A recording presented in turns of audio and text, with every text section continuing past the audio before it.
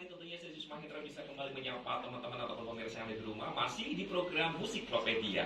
Episode kali ini sangat spesial. Gimana kalau umpamanya tadi kita sudah melihat ya perform dari the one and only, siapa lagi kalau bukan grup musik religi Nusantara. Ini kayaknya salah satu genre terbaru ya yang ada di Indonesia, bahkan di Kota Pekalongan. Langsung saja kita sapa yang ibaratnya ini founder, kemudian juga sang artis, dan pokoknya semuanya deh. Ada Gus Abim. Assalamualaikum Gus, apa kabar hari ini? Waalaikumsalam, alhamdulillah selalu baik. Luar biasa. Kalau umpamanya semua pemuka agama ataupun pemimpin agama bentukannya seperti ini nyentrik, kayaknya semuanya santrinya banyak gitu ya Gus ya.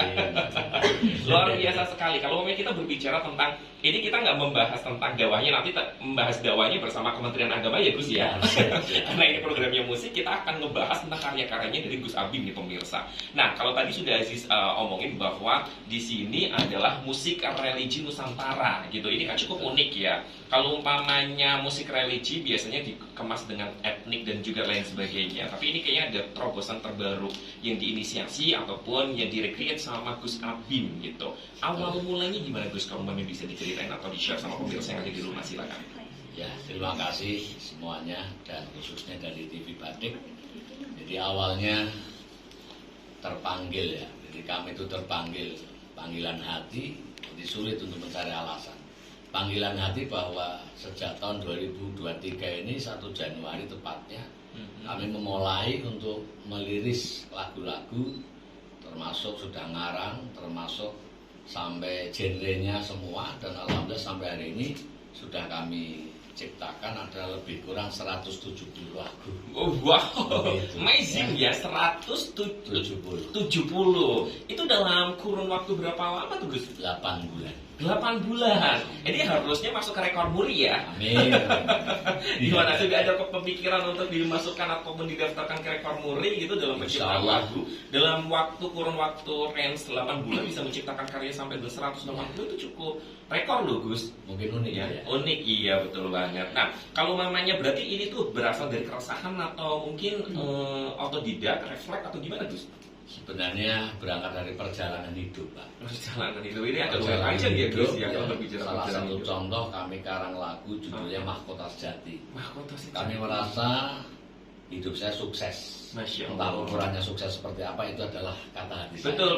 Karena ukuran kesuksesan manusia ataupun individu satu dengan yang lainnya itu ya diri kita yang bisa mengukur betul. gitu ya. Sehingga saya ciptakan lagu ini sebagai upaya untuk selalu mengingat bahwa ketika kamu jadi orang sukses jangan sombong. Wow. Ada perjalanan yang susah, yang pedih yang pernah kamu lakukan. Nah, ini kata-kata hari ini pemirsa di headline ya. Iya, seperti Terus itu. dari situlah kemudian tercipta gitu ya. Terciptalah Karya-karya. lagu Mahkota Sejati. Mahkota berarti kalau kita berbicara tentang karya pertama dari Gus Abim ini Mahkota Sejati ya. Lagu pertama malah Jembare Hati, Pak. Jembare Hati. Jembare Hati. Karena untuk menjadi sukses, biar berjalannya selalu lancar, ikhlas dulu. Jembar dulu hatinya. Masya Allah. Nah, maka saya karang sebuah lagu Jembare Hati. Salamullahi ya sada. Masya Allah. Itu lagunya. Ini kalau enak ya pemirsa, kalau mamanya memang pemuka agama kemudian juga suka sama yang namanya ibaratnya seni gitu ya. Iya, seni. Jadi dikolaborasikan gitu kan dakwahnya dengan ada seninya seperti ini. Jadi para pengikut, bukan pengikut ya, bahasanya ya, pendengar atau berending pada mengikuti. Itu doa gitu kita. kan. Masya Allah. Dan kalau kita berbicara tentang karya nih Gus, ya kan karya kan sudah ada 170 dalam range waktu 8 bulan gitu. Karya pertama tadi judulnya apa? Jembare Hati. Jembare Hati. Bisa diceritakan dong ataupun di-share gitu ya. Kita ngebahas tentang karyanya. Itu menceritakan tentang apa, kemudian pembuatannya seperti apa, apakah ada struggle-nya, kesusahan gitu ya, kendalanya dalam pembuatan lirik dan lain sebagainya. Bersyukur pada Allah, jadi dalam waktu 8 bulan ada 170 lagu itu saya nggak merasakan kesulitan. Wah, luar biasa. Dan luar biasanya itu yang saya nggak paham, saya menemukan lirik bahkan arrangement sering di toilet. Di toilet. 40% itu di toilet. Oh, cukup besar ya persentasenya. 40%. Sehingga saat saya ke toilet hampir akhirnya bawa HP terus. Oke, penasaran ingin ke toiletnya Gus Abim ya? Boleh, bayar 1 juta. Bayar 1 juta. Karena di situ biangnya ataupun tempatnya inspirasi datang gitu ya Gus ya? Ya, artinya di situ saya jadi tambah mengerti. Ternyata wilayah-wilayah di mana di situ ada keheningan, itu ada inspirasi muncul di bawah. Jadi bagi saya lagu itu seperti ilham. Seperti ilham. Sehingga saya sendiri pada saat mendengar lagu ini kok bagus, lagu ini kok baik, saya hampir kurang percaya pada diri saya, itu karangan saya sendiri, karena ilham di luar logika saya. Seperti itu, Kang. Tapi kalau umpamanya kita berbicara tentang karya-karyanya, ada maksud dan tujuan yang ingin disampaikan ataupun kena sama audiensnya nggak sih Gus? Pasti. Apa itu? Jadi tujuan kami bagaimana perjalanan kami ini adalah bagian dari ruh yang Allah turunkan, bahwa siapapun menjaga wajan. Kalau orang itu serius dalam hidup, pasti mendapatkan sesuatu. Amin ya rabbal alamin. Jadi lagu kami itu insya Allah bagian dari aplikasi kehidupan nyata kalau mau melakukan. Titiknya adalah mencetak diri kita memiliki moralitas yang tinggi, lalu peduli pada orang untuk menjadi manusia yang penuh kasih sayang. Masya Allah, ya luar biasa sekali. Ini memang apa ya namanya sangat menginspirasi gitu ya buat pemirsa yang ada di rumah, bahwa segala sesuatu kalau kami memang kita memiliki tujuan baik, insya Allah nanti hasilnya juga akan baik ya. Gus ya, oke. Kalau kita berbicara, kita move ya dari karya, nggak mungkin kita bahas 170 karyanya Gus, nggak akan muat gitu kan ya. Tapi tadi kita sudah spill. Tapi ada nggak sih Gus, apa tuh namanya karya yang bener-bener ini Gus Abim banget nih gitu? Apa? Yang judul apa? Kemudian karena kenapa? Ada judul lagu saya sendiri, justru itu yang siapapun mendengar saya percaya itu akan merenung dan menangis. Yaitu sebuah lagu Lorong Panjang. Lorong Panjang. Yang dinyanyikan oleh anak saya sendiri. Inilah anak saya.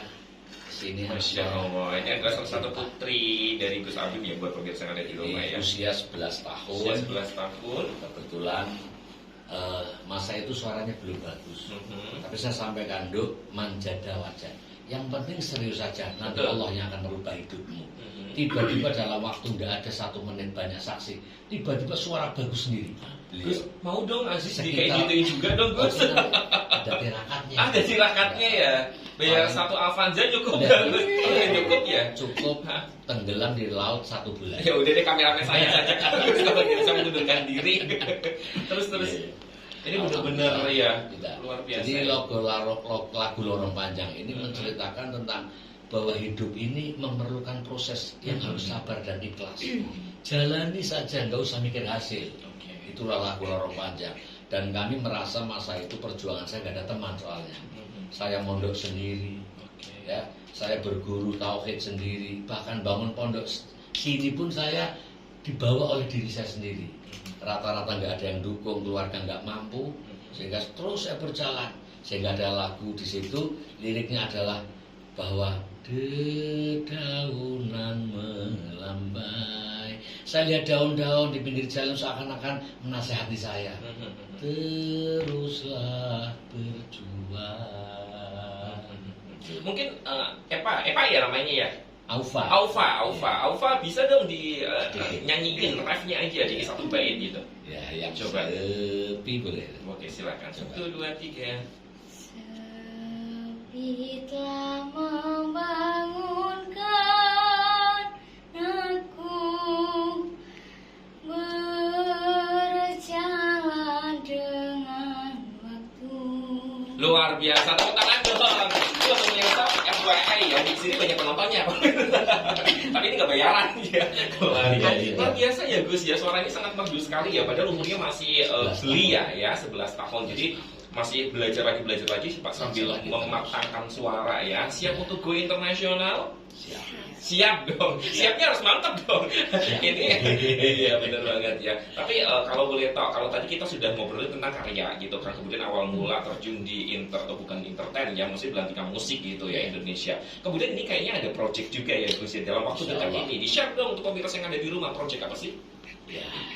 Jadi saya memiliki proyek jangka pendek dan jangka panjang.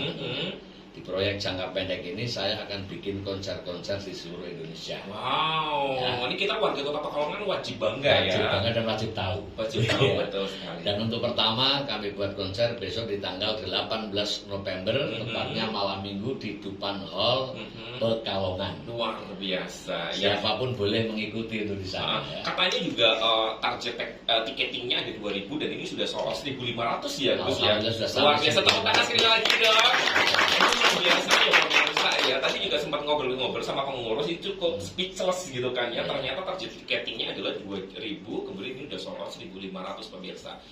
Semoga sukses acaranya. Amin. Kemudian juga proyek-proyek yang akan dikerjain di next year ataupun tahun-tahun yang akan datang nanti semoga bisa